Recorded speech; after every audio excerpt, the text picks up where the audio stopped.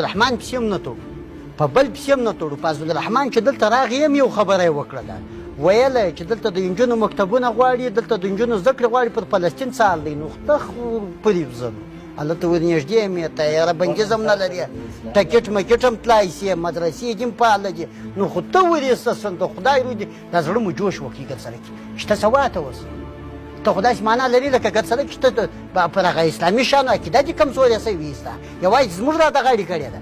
فلسطین جزما راته غاړې کړې سوریه جزما راته غاړې کړې ده بل جزما راته غاړې کړې نو دا څه کیسه ده چې تا راخیستې ده او ته هلته چې پکې ګرځې د انګریز تر قانون لاندې ژوند کوې عالم هم یې خبر هم یې ورځې هم دغه یوې ولي چې خاوې ته ورځې هم دغه حساب و کتاب ده عقیده هم پر لرې که نه پر لرې زه به درته ثابته کړم زما عالمان روشنفکران به درته ثابته کړي چې اخرت ستا حساب ستا ولا ولې کې په عبدالرحمن صاحب